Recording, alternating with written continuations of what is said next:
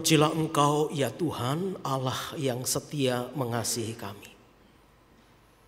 Kami percaya kepadamu ya Bapa, Engkau adalah Allah yang sangat baik. Memberikan yang baik bahkan terbaik buat kami. Bahkan kebaikan-Mu melebihi daripada kebaikan-kebaikan orang yang ada di dunia ini. Bahkan mungkin orang tua kami. Papa dan mama kami yang begitu mengasihi kami. Tetapi kasih-Mu jauh lebih daripada kasih mereka ya Tuhan. Kami hanya bisa bersyukur untuk kasih dan kemurahan-Mu buat kami. Hari ini Tuhan kami ingin belajar firman-Mu. Kami sadar dalam menjalani kehidupan ini tidak mudah kami lakukan. Engkau inginkan agar kami dapat menyelesaikan tugas dan panggilan kami sampai selesai dengan sebaik-baiknya. Tapi kami akui dengan kelemahan dan kekurangan kami Tuhan. Seringkali kami jatuh dan jatuh. Tapi kami bersyukur kami punya Allah seperti Engkau. Allah yang tetap mengasihi dan memelihara kami. Biarlah firman Tuhan yang sebentar kami dengar ini boleh menolong setiap kami. Menguatkan dan meneguhkan kami. Sehingga kami dapat menjalani tugas dan panggilan kami ini sampai selesai dengan hasil yang baik. Finish well, sesuai dengan kehendak Tuhan. Terpujilah Engkau Bapa kekal selamanya. Demi nama Tuhan Yesus kami siap mendengarkan firman-Mu. Amin. Shalom saudara. Sebetulnya ini masih dalam suasana hari kemerdekaan. Ya, kalau gereja kami, Gereja Persekutuan Kristen Malang merayakan hari kemerdekaan dalam ibadah umum kami lakukan minggu yang lalu.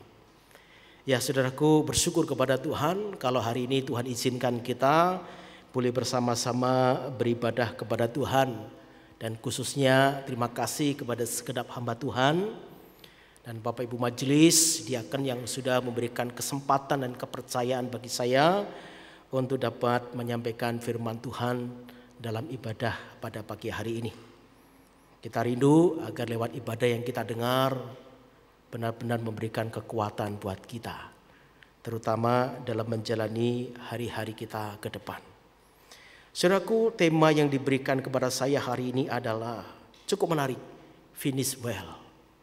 Menyelesaikan dengan baik. Mari kita sama-sama membuka Alkitab kita, saudara. Kita buka Alkitab kita dari kitab surat Paulus kepada Timotius ya yang kedua. 2 Timotius pasal yang keempat ayat 6 hingga 8.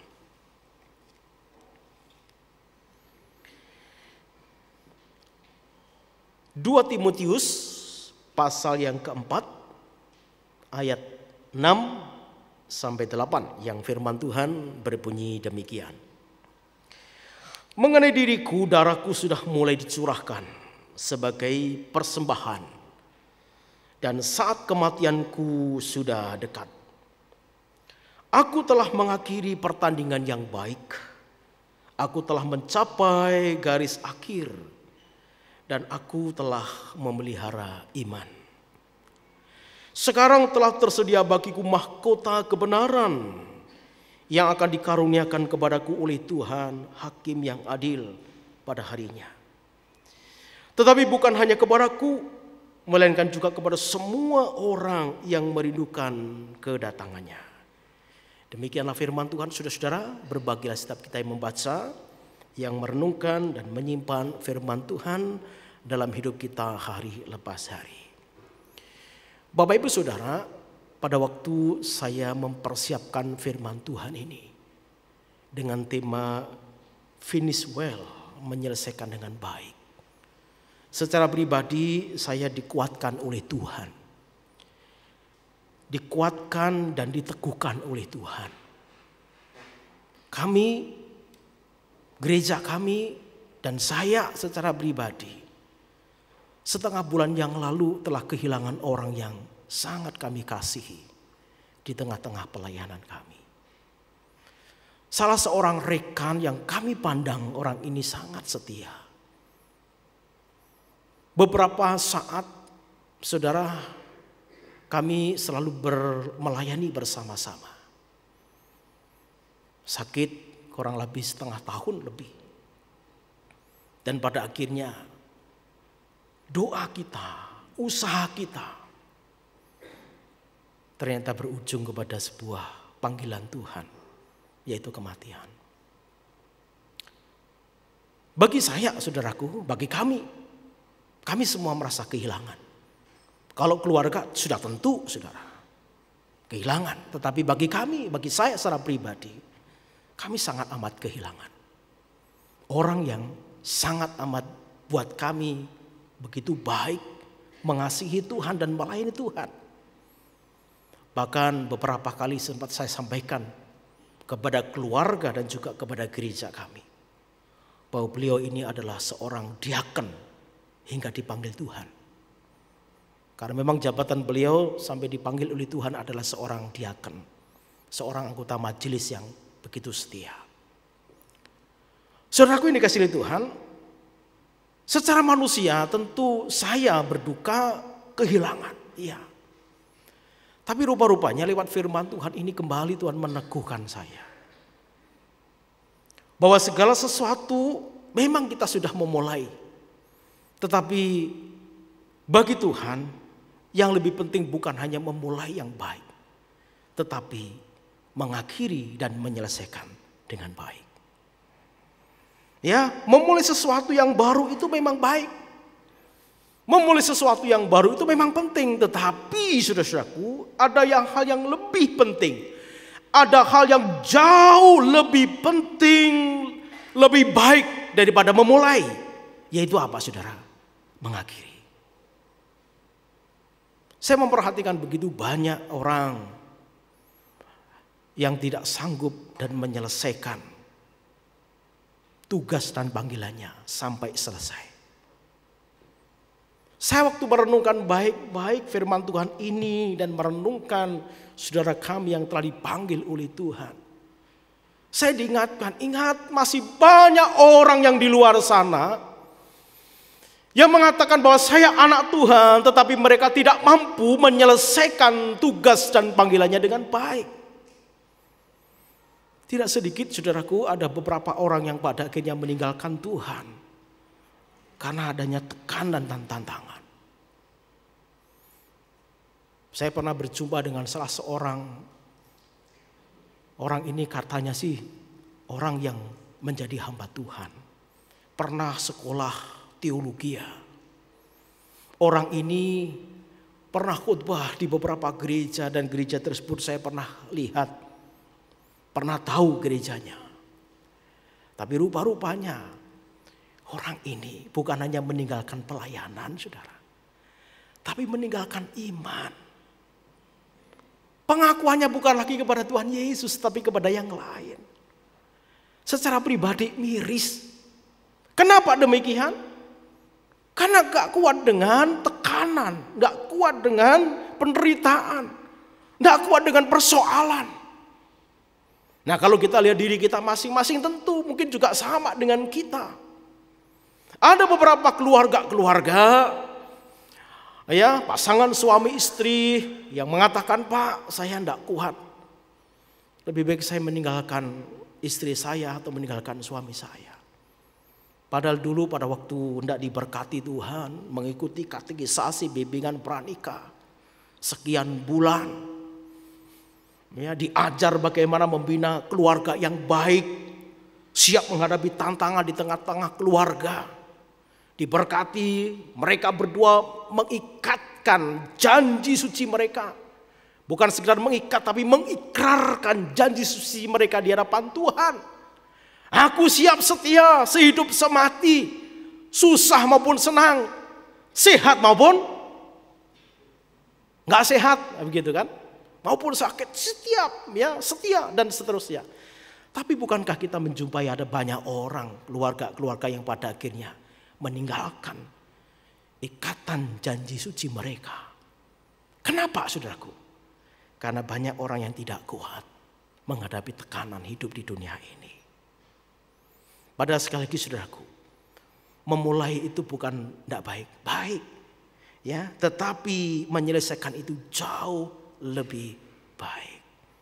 Seperti seorang pendapat ya, seorang seorang penulis, seorang motivator dari Amerika, ya Zig Ziglar itu mengatakan bahwa yang terpenting bukan di mana kamu memulai, tetapi yang terpenting adalah di mana kamu menyelesaikannya itu. Nah, saudaraku yang dikasihi Tuhan, memang tidak mudah. Dan rupa-rupanya inilah yang sebetulnya menjadi pergumulan Rasul Paulus kalau kita perhatikan firman Tuhan ini. Rasul Paulus bergumul sekali dengan anak rohaninya yaitu Timotius. Terkait dengan apa? Masa penyelesaian tugasnya di dunia ini. Apa yang menjadi pergumulan Rasul Paulus kalau kita perhatikan saudaraku? Rupa-rupanya Paulus melihat bahwa anak rohaninya yang sekarang menjadi seorang hamba Tuhan, yang begitu masih muda ini, mereka sedang bergumul dengan apa? Kepribadiannya. Apa yang dia gumulkan? Timotius ini yang pertama, dia bergumul dengan sifat dan karakternya. Dia adalah anak muda yang pemalu, saudara. Kalau Bapak Ibu perhatikan saya, ya, kalau Bapak Ibu lihat saya ini tipe orang yang berani atau pemalu, saudara. Kalau Bapak Ibu lihat wajah saya ini, ya, jangan lihat rambutnya ya. Kalau rambutnya, wah berani karena rambutnya sudah putih, ya enggak itu. Ya, saya enggak malu mengatakan kepada jemaat. Beberapa waktu yang lalu waktu saya khotbah di GKT Blimbing, saya juga sampaikan. Saya ini secara pribadi sebetulnya lahir dari keluarga yang sederhana. Ya, dari proses pembentukan seperti itu, saya ini sebetulnya seorang yang pemalu. Minder begitu kan, apalagi kalau menghadapi orang-orang ya, jemaat begitu ya, kadang-kala, duh bisa enggak Tuhan, bisa enggak Tuhan. Ya, kalau orang itu sudah pemalu, seringkali mau melangkah itu takut. Betul enggak saudara? Ada enggak di antara Bapak Ibu yang punya pengalaman seperti ini? Takut mau melangkah. Dan itu siapa? Kalau kita lihat firman Tuhan ini, Timotius memiliki pergumulan karakter dan sifatnya seorang pemalu. Dan bukan hanya pemalu, tetapi dia juga bergumul dengan apa? Kesehatannya. Dimungkinkan sekali dia menderita sakit secara fisik. Coba bayangkan saudaraku. Dia punya pergumulan. Dia pemalu, dia minder, tapi dari satu sisi dia juga mengalami pergumulan secara fisik, dia lemah. Dan di tengah-tengah pergumulannya sebagai seorang yang memiliki sifat pemalu dan memiliki kelemahan fisiknya, rupa-rupanya dia juga bergumul dengan tantangan yang begitu berat di tengah-tengah pelayanannya. Baik secara internal maupun secara eksternal. Secara eksternal banyak orang yang tidak suka dengan pelayanannya dan gerejanya. Mereka menderita, dianiaya, mengalami kesukaran dan penderitaan. Sementara secara internal di tengah-tengah gereja Tuhan, ternyata Timotius harus berjuang mempertahankan iman jemaat Tuhan dari guru-guru palsu yang sudah mulai berada di tengah-tengah gereja. Wah, ini yang begitu berat kalau harus memulihkan kembali, mempertahankan iman kembali jemaat Tuhan. Ya, kalau menghadapi tantangan dari luar mungkin tidak ada masalah kita. Tapi yang sulit adalah ketika kita menghadapi tantangan dari dalam.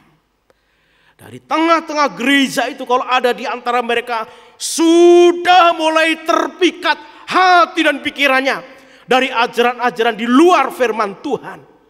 Betapa sulitnya bagi Timotius waktu dia melayani itu. Nah saudaraku, ini persoalan yang dihadapi oleh anak rohaninya. Nah ketika Paulus melihat persoalan yang dialami oleh Timotius, tentu persoalan ini memberikan potensi bagi Timotius, membuat dia tidak kuat, membuat dia dapat tidak mampu menyelesaikan tugas dan panggilan pelayanannya sampai selesai. Makanya saudaraku, lewat firman Tuhan ini, Paulus mengingatkan kepada Timotius, selesaikan tugas dan panggilanmu sampai selesai. Ya, finish well. Kenapa saudaraku? Karena orang yang finish well, orang yang mampu menyelesaikan tugas dan panggilannya, maka dia adalah orang yang setia kepada janjinya sama Tuhan. Dan kalau orang ini setia terhadap Tuhan, maka kesetiaan dia juga tidak akan sia-sia. Kenapa saudaraku? Karena orang yang setia pada janjinya, pasti dia juga akan menikmati janji Tuhan. Di mana dalam janjinya Tuhan berkata kepada para pengikutnya, orang-orang yang setia. Hai hambaku yang baik dan setia. Karena engkau setia dalam perkara yang kecil, karena engkau telah menyelesaikan dengan hasil yang baik, finish well, maka sekarang masuklah dan turutlah dalam kebahagiaan Tuhanmu. Saudara, waktu saya merenungkan firman Tuhan ini, saya hanya bisa berdoa, Tuhan tolonglah saya. Kalau Tuhan memanggil saya, sewaktu-waktu Tuhan memanggil saya ingin kalimat ini itu saya dengar. Tuhan tidak butuh seberapa kayanya kita. Tuhan tidak butuh seberapa pinternya kita. Tapi yang Tuhan inginkan adalah suara seperti ini. Hai Lukas, hambaku yang baik dan setia. Karena engkau telah finish well, menyelesaikan dengan baik, dengan penuh tanggung jawab. Maka masuklah, turutlah dalam kebahagiaan Tuhanmu. Wah, betapa sukacitanya kalau kita mendengarkan suara ini dari Tuhan. Tentu kita semua mengharapkan demikian. Amin saudara? Amin. Kita semua mengharapkan yang demikian. Nah, lalu bagaimana kita bisa finish well dalam firman Tuhan ini? Paulus menggambarkan bahwa hidup kita ini bagaikan sebuah pertandingan. Sebuah perlombaan yang wajib harus dijalani. Wajib harus diikuti. Wajib harus dihadapi. Pertandingan yang harus diperjuangkan sampai garis finish. Tidak boleh separuh-separuh. Kalau kita ingin mendapatkan piala dalam sebuah pertandingan, tidak boleh separuh-separuh saudara. Tapi mesti harus selesai. Tadi kami sempat berbincang dengan beberapa rekan hamba Tuhan dari GKT.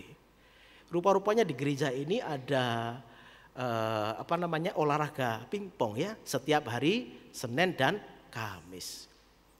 Wah, kalau gereja kami di GPG Semalang itu setiap Senin jam 7 malam. Wah ya, ini kalau kita pertandingan lomba itu kira-kira menarik enggak saudara? Menarik ya.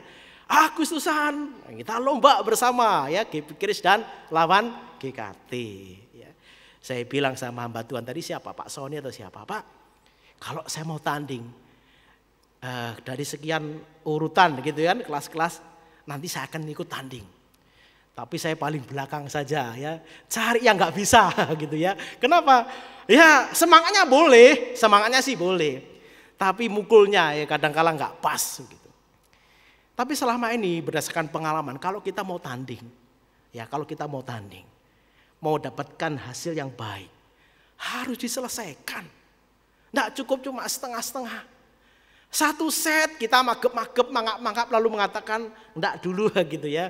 Jadi kalau saya main dengan teman-teman, ada beberapa majelis ya, kita main bersama-sama itu selalu mereka ngomong, kalau Pak Lukas main paling 1 set 2 set sudah selesai. Ya makanya jangan sampai di awal itu bertanding. Nanti kalau di awal bertanding enggak sampai selesai, pulang orangnya. Ya. Nah itu ya, tapi enggak apa-apa. Ya karena apa? Karena memang kadang fisik ya yang enggak mampu lagi. Tapi kalau kita profesional saudaraku, enggak boleh cuma separuh-separuh. Semua harus diselesaikan. Tahap demi tahap harus diselesaikan. Dan orang yang mendapatkan, yang menyelesaikan dengan baik itulah yang pada akhirnya mereka akan mendapatkan piala. Nah saudaraku yang dikasihi Tuhan, kita semua ingin finish well. Ketika kita menjalani kehidupan ini, apapun keadaan kita, kita pengen finish well. Nah, hari ini kita akan belajar, saudaraku, bagaimana langkah yang harus kita ambil agar kita bisa finish well. Yang pertama, saudaraku, kita harus hidup selalu mengandalkan Tuhan. Ya, ingat baik-baik. Hidup mengandalkan Tuhan. Hidup selalu mengandalkan Tuhan adalah penting bagi orang yang ingin hidupnya berakhir dengan baik. Dan ini merupakan kunci yang harus disadari. Memang dalam kehidupan ini, saudaraku, sebagai manusia tentu ada saatnya kita merasa hidup kita berat. Hidup kita penuh dengan tekanan. Dan pada umumnya kalau orang sudah mengalami tekanan, ya, mengalami beban yang berat, orang akan memilih untuk mencari jalan keluar dari tekanan itu. Kalau tidak bisa mencari jalan keluar, pada akhirnya apa? Mundur dari tekanan yang ada. Nah, ingat, saudaraku, menjadi pengikut Kristus tidak luput dari namanya persoalan, namanya masalah, maupun juga tekanan. Seperti halnya Paulus, dalam suratnya ini, Paulus menyampaikan banyak sekali kesaksian pribadinya kepada Timotius. Yang disaksikan itu bukan kehebatannya, tapi yang disaksikan itu banyak bicara tentang penderitaan, tekanan. Apa maksud Paulus menyampaikan ini kepada Timotius? Paulus tidak mengatakan demikian, ya, bahwa kalau engkau sekarang ini menderita, Timotius, ingat baik-baik, aku Paulus juga pernah mengalami penderitaan yang sama seperti engkau. Aku pernah mengalami kesusahan. Aku pernah mengalami keputusasaan. Dalam pelayanan tidak sedikit aku diserang oleh guru-guru palsu. Tidak sedikit orang-orang yang selama ini dekat denganku dalam pelayanan dan penderitaanku, mereka justru meninggalkanku. Bahkan dalam ayat yang ke-6 Paulus berkata kepada Timotius mengenai diriku, nih diriku, darahku sudah mulai dicurahkan sebagai persembahan dan kematianku sudah dekat. Nah, apa yang dikatakan oleh Paulus ini sebetulnya tidak mengatakan gini loh, aku ini juga mengalami hal yang sama. Bahkan mungkin jauh lebih sulit daripada apa yang kau hadapi sekarang ini. Memang tidak mudah kita menderita. Tapi lihat, aku mampu bertahan hingga sekarang ini. Karena dalam ayat 7 Paulus berkata kepada Timotius, aku telah mengakhiri pertandingan yang baik, aku telah mencapai garis akhir, dan aku telah memelihara iman. Jadi perhatikan kata memelihara iman. Paulus tidak berkata kepada Timotius, aku mampu sanggup bertahan bahkan sampai menjelang akhir hidupku. Kenapa? Karena aku punya iman. Aku punya Tuhan. Hanya lewat iman saja. Hidup selalu mengandalkan Tuhan. Hidup selalu menaruh kepercayaan, keyakinan sama Tuhan. Saya percaya hanya Dialah yang bisa menjamin aku kuat, yang menjamin aku sanggup, yang menjamin aku mampu bertahan sampai selesai. Jadi luar biasa, saudara. Ketika Tuhan berfirman lewat Paulus kepada Timotius ini, Tuhan tidak mengajarkan juga kepada kita. Mengandalkan Tuhan itu penting. Hidup mengandalkan Tuhan itu penting. Arti mengandalkan Tuhan adalah kita merendahkan diri di hadapan Tuhan. Kita mengangkat panji-panji Tuhan dan kita katakan hanya Engkau Tuhan sandaran hidupku. Maka kita mampu dan bisa menyelesaikan semua dengan baik. Ya, saudaraku, ingat, Tuhan sangat mengasihi orang yang rendah hati. Firman Tuhan mengatakan Tuhan menentang orang yang jongkak. Ya, artinya apa? Kalau kita merendahkan diri di hadapan Tuhan, kita menaruh harapan kita kepada Tuhan, mengandalkan Tuhan, Tuhan pasti memberikan kemampuan itu kepada kita. Tuhan tidak membiarkan kita berjalan sendiri, saudara. Ada Tuhan yang menolong kita. Ya, amin, saudara. Imani itu. Itu yang pertama. Yang kedua, saudaraku, langkah apa yang harus kita ambil agar kita bisa finish well? Yang kedua adalah Mari kita isi hidup kita ini dengan disiplin dan tekun dalam menjalankan proses yang Tuhan izinkan kita alami. Saudaraku, ada sebuah kata bijak yang berkata demikian.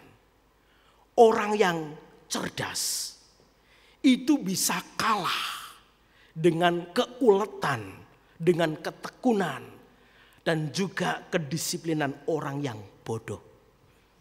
Wah, kalau kita suruh milih antara orang cerdas dan orang bodoh, tentu kita pilih orang yang cerdas, bukan? Orang yang cerdas pasti bisa segala-galanya. Tapi kata bijak ini mengatakan orang yang cerdas itu bisa kalah dengan keuletan, kedisiplinan dan ketekunan orang yang kita anggap bodoh. Waktu saya membaca kalimat ini, saya rasa kalimat ini ada benarnya. Sehebat-hebatnya kita, sekuat-kuatnya kita, sepintar-pintarnya kita, itu semua tidak akan berarti apa-apa kalau kita tidak isi dengan ketekunan, kedisiplinan, dan juga dengan keuletan. Paulus mengakui betul bahwa kedisiplinan itu begitu penting. Ketekunan itu begitu penting dalam hidup dan pelayanannya. Kalau kita kembali melihat ayat yang ke-7, saudaraku, mari kita lihat ayat yang ke-7. Paulus berkata apa? Aku telah mengakhiri pertandingan yang baik, aku telah mencapai garis akhir, dan aku telah memelihara iman. Saudaraku, perhatikan Paulus memberikan gambaran hidup seperti sebuah pertandingan. Bahwa hasil akhir dari sebuah pertandingan atau perlombaan ditentukan bagaimana kita mempersiapkan diri dalam menghadapi pertandingan. Apa pada waktu kita mempersiapkan diri, kita terus serius berlatih atau kita malas-malasan? Ya, apakah kita serius ya dengan disiplin dan tekun berlatih atau bermalas-malasan? Apakah kita terus semangat berjuang atau mudah menyerah? Ditentukan, saudara-saudaraku. Makanya kenapa Tuhan mengatakan kepada kita, ayo terus disiplin tekun. Karena itu adalah merupakan proses kita untuk menjadi orang yang kuat menghadapi tantangan yang begitu tidak mudah ini. Kami selalu ingatkan kepada jemaat, ayo tekun berdoa. Tekun beribadah di gereja. Setiap kegiatan-kegiatan rohani di gereja, ikuti, karena itu proses ketekunan dan kedisiplinan kita. Supaya kita mampu dan kuat menghadapi hidup yang tidak mudah ini. Ya. Nah, sudah ini kasih dari Tuhan. Kalau kita mempersiapkan diri dengan baik, tentu hasil akhir akan menentukan itu. Ketika Paulus berkata, aku telah mencapai garis akhir dan aku telah memelihara iman. Itu artinya Paulus telah bertekun menjalani hidup, belajar tanpa lelah menjalani hidup berdasarkan firman Tuhan. Karena firman Tuhan itulah yang membuat Paulus bisa bertumbuh, yang membuat Paulus bisa mengenal Tuhan, yang membuat Paulus hidup dalam kebenaran dan tetap setia walaupun banyak persoalan, imannya tidak pernah tergoyahkan. Ya, bagaimana dengan kita pada siang hari ini, saudara? Sekali lagi, ketekunan dan kedisiplinan sangat penting dibutuhkan setiap kita. Tekunlah, ya, belajarlah untuk tekun dalam ibadah-ibadah kita di gereja kita ini. Ya, saya bersyukur pandemi sudah selesai. Dulu pada waktu awal pandemi, saya masih ingat tahun 2000. Bulan Maret akhir, saudara-saudara. Saya bergumul di tengah-tengah pelayanan pada waktu itu. Karena mau kunjungan ke jemaat juga nggak diizinkan. Ya, kami bergumul sekali. Lalu Tuhan itu memberikan hikmat kepada saya. Ya, setiap hari saya membuatkan renungan yang bisa diputar. Ya, jadi saya kirim kepada jemaat setiap hari. Dari mulai hari Senin sampai hari Minggu. Bukan Minggu sampai Senin ya. Senin sampai hari Minggu. Saya kirim terus itu, saudara ya. Saya kirim terus. Tujuannya apa? Saya hanya ingin supaya jemaat saya ini, jemaat Tuhan ini, boleh tetap tekun di dalam Tuhan. Tidak mudah, saudara. Ya, begitu banyak orang-orang yang dipanggil oleh Tuhan. Ada rekan-rekan saya, ada beberapa hamba Tuhan yang pada akhirnya dipanggil oleh Tuhan. pada masa pandemi itu. Tapi yang bisa saya lakukan adalah apa? Ayo kita tekun di hadapan Tuhan. Ya, jadi itu yang kedua, tekun dan tekun. Dan yang ketiga, saudaraku, yang terakhir, langkah apa yang harus kita lakukan supaya kita finish well? Yang ketiga adalah apa? Selalu meyakini akan janji Tuhan. Yakin, saudara-saudara. Saudaraku, keyakinan ini dibutuhkan oleh seseorang supaya dia memiliki semangat juang di tengah-tengah hidup ini. Kalau orang sudah tidak punya keyakinan, ya, orang sudah mulai patah semangat, wah, tidak mungkin dia bisa berjalan kembali. Ingat baik-baik, tujuan dan harapan seorang atlet adalah bertanding dengan maksimal, dengan hasil akhir menang, dan pada akhirnya apa? Mendapatkan piala. Kalau orang itu, atlet itu bertanding asal-asalan dan tidak punya passion, saya ingin maksimal, lalu saya tidak ingin menang, selesai, saudara. Ya, selesai pasti. Nah, saudaraku, rupa-rupanya tujuan dan harapan inilah yang menjadi keyakinan Paulus. Dia meyakini janji Tuhan bahwa perjuangannya yang selama ia lakukan bersama dengan Tuhan pasti tidak akan sia-sia. Saudaraku, ketika dia berkata dalam ayat yang ke-6, ya, Paulus berkata kepada Timotius, saat kematianku sudah dekat. Ini sebetulnya bicara soal kematian. Kata kematian ini bukan akhir dari segalanya. Tapi kata kematian yang dimaksud oleh Paulus di sini adalah seperti orang sedang mengadakan kegiatan bepergian. Ya, kalau dalam terjemahan ini disebutkan seperti orang sedang mengangkat sauh dan berangkat untuk berlayar. Jadi bukan akhir dari segalanya. Artinya adalah ada yang sedang menantikan perjuangan kita. Ada sesuatu yang Tuhan sediakan bagi mereka yang taat, yang tekun, disiplin, dan percaya kepada Kristus. Makanya dalam ayat 8, saudaraku, ketika ayat 6, ya, ayat 6 itu Paulus mengatakan tentang kematian. Ayat 8 itu Paulus dengan tegas dia berkata demikian. Sekarang telah tersedia bagiku mahkota kebenaran yang akan dikaruniakan kepadaku oleh Tuhan, hakim yang adil.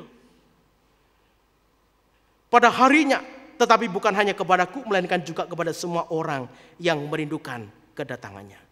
Jadi apa maksud firman Tuhan ini? Ketika semua tugas dan panggilannya selesai, Paulus yakin, memiliki keyakinan yang kokoh bahwa dia akan menerima segala sesuatu yang dijanjikan oleh Tuhan kepadanya. Nah, saudaraku ini kasih Tuhan, kalau kita memiliki keyakinan yang sama, saya percaya kita akan tetap setia sampai akhir hidup kita. Apapun yang kita alami, apapun yang kita jalani, apapun yang kita hadapi, kita akan tetap setia. Kenapa? Karena kita punya keyakinan bahwa Tuhan pasti akan memberikan mahkota kebenaran bagi kita. Kenapa? Karena kita yakin, saudara. Seperti hari ini, kenapa sih Bapak Ibu ini hari ini hadirnya cukup banyak ya? Saya sudah berpikir, Tuhan ini bagaimana ini? Ini waktu saya selesai pelayanan di Tumapel, ya, karena tempat saya tinggal saya di Saujajar, ada obat yang saya harus minum, saya pulang dulu. Mobil, waduh saudara ya, ini macetnya luar biasa. Banyak yang jalan sehat. Merah putih gitu. Saya cuma putihnya saja, merahnya enggak ada. Wah, pikir saya ini nyampe apa enggak gitu kan. Saya pulang ke rumah, mobil saya parkir, saya ganti naik motor. Karena kalau mobil mungkin sampai sini bisa jam 9. Waduh, saya jalan begitu ya. Tapi saya yakin kok, ya. Saya yakin bahwa saya pasti nyampe di sini. Saya masih bisa melayani Tuhan. Nah, keyakinan itulah yang mendorong saya terus bertahan. Saya cari jalan ya, ke kanan ke kiri begitu. Di depan ada orang jalan, enggak apa-apa, ya santai. Kemudian kita berusaha sekuat tenaga, mobil depan ya kita jalan ya agar kita bisa. Dan puji Tuhan, saudara. Kenapa? Karena ada keyakinan. Hari ini saya harus melayani. Kalau enggak ada keyakinan seperti itu, saudara, mungkin saya mengatakan nantilah, bisa minggu depan. Betul enggak, saudara? Kenapa kita ke gereja hari ini? Karena saya ingin ketemu dengan Tuhan, ingin menikmati anugerah Tuhan. Saya ingin menikmati anugerah Tuhan di minggu ini. Ini adalah apa? Keyakinan kita. Kalau kita tidak yakin, kita bisa ngomong, maaf semua, mungkin saya akan datang minggu depan lagi, bukan hari ini. Ya, kan kalau hari Minggu kan masih banyak, ya, nggak harus hari ini. Ya, apalagi kita, waduh ada undangan. Pernah loh saudaraku, pernah satu kali itu saya itu sempat dimarahi oleh Pak RT. Kenapa saudara? Jadi pada waktu kita main lomba pingpong ya di tingkat RW saudara ya. Saya ini utusan RT saudara ya, utusan RT. Nah rupa-rupanya masuk final saudara. Lah masuk finalnya pas hari Minggu dan hari itu saya khotbah. Nah, coba. Nah pilih yang mana kira-kira ya. Wah. Jadi saya ngomong sama Pak RT, maaf Pak, lah saya harus pelayanan ini Pak, saya harus khotbah. Jadi nggak bisa Pak. Kalau bisa sih siang. Waduh loh Pak nggak bisa. Jam 4 sore Pak mulainya. Jam 5 mungkin baru bertanding. Loh jam 5 saya khotbah. Bagaimana? Waduh saudara ya. Mereka akhirnya ya karena saya tidak ikut kalah gitu ya. Kalah ya. Gara-gara Pak Lukas ini kalah ya. Ya ini tingkat RT saudara ya. Ini bukan tingkat GKT ya. Kalau GKT saya harus akui ya. Tingkat RT ya saya menang. Tapi saudaraku ini dikasih Tuhan. Motivasi itu penting. Ya. Ingat akan motivasi itu penting. Kalau kita tidak punya motivasi, tidak ada keyakinan, kalah saudara. Makanya hari ini kenapa kita bisa ada di tempat ini? Saya yakin saya dapat berkat, saya yakin saya bisa ditegur oleh Tuhan, dikuatkan oleh Tuhan. Tidak sia-sia saya ikut Tuhan. Tidak sia-sia saya melayani Tuhan. Karena jerih payahmu tidak akan sia-sia. Itu kata firman Tuhan yang kita baca tadi. Dalam kitab Korintus jelas sekali firman Tuhan bahwa jerih payahmu tidak akan sia-sia. Dan itu janji Tuhan diberikan bukan kepada jemaat di Korintus saja, tapi Tuhan juga berjanji memberikan janji itu kepada setiap kita yang tekun dan setia kepada Tuhan. Nah Bapak Ibu yang dikasihi Tuhan, sekali lagi bagaimana dengan kita? Belajar dari Paulus. Belajar dari Timotius, mari kita melihat kasih dan anugerah Tuhan. Kalau kita lihat dan kita ingat Tuhan Yesus. Tuhan Yesus pada waktu menjalankan tugasnya untuk menyelamatkan manusia. Juga telah diselesaikan dengan sangat baik bahkan sempurna. Bukankah di kayu salib dalam Injil Yohanes pasal 19 ayat 30. Tuhan Yesus berkata, sudah selesai. Artinya apa? Tugas dari Bapa telah diselesaikan dengan sempurna. Ya, oleh tugasnya yang diselesaikan kita semua diselamatkan oleh Tuhan. Makanya mari Bapak Ibu Saudara yang dikasihi Tuhan. Mari kita memandang kepada Kristus. Karena dialah penolong kita yang sejati. Yang akan memberikan kekuatan kepada kita. Untuk kita mampu menjalankan tugas dan panggilan kita. Sampai selesai. Sehingga Tuhan mendapati kita sebagai anak-anak Tuhan yang setia. Hai anak-anakku yang baik dan setia. Karena engkau setia. Karena engkau finish well. Masuklah dan turutlah dalam kebahagiaan Tuhanmu. Mari kita berdoa. Bapa di surga, terima kasih. Oleh karena engkau telah berbicara kepada kami lewat firman-Mu. Mari Tuhan kau teguhkan kami. Suara manusia telah berhenti, tapi kami percaya Roh Kudus akan terus berbicara kepada kami. Ampuni dosa kami. Kalau selama ini kami tidak setia kepada Tuhan, kami mudah patah semangat. Bahkan mungkin kami menyalahkan, bukan hanya orang lain kami salahkan, bukan hanya gereja kami salahkan, bahkan mungkin Tuhan yang kami salahkan. Ampuni kami Tuhan. Ampuni kami. Terima kasih Tuhan untuk kebaikan-Mu buat kami. Biar firman Tuhan hari ini benar-benar dapat meneguhkan kami. Menjadi orang anak-anak Tuhan yang setia. Terpujilah nama-Mu Bapa kekal selamanya. Demi nama Tuhan Yesus kami bersyukur. Haleluya. Amin. Demikian saya serahkan.